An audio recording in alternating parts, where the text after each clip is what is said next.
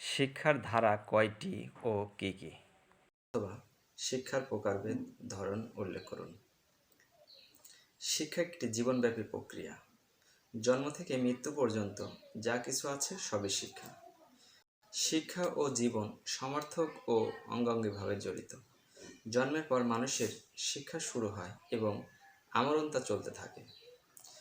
জীবনের বিভিন্ন স্তরের মানুষ বিভিন্ন প্রকার অভিজ্ঞতা সঞ্চয় করে।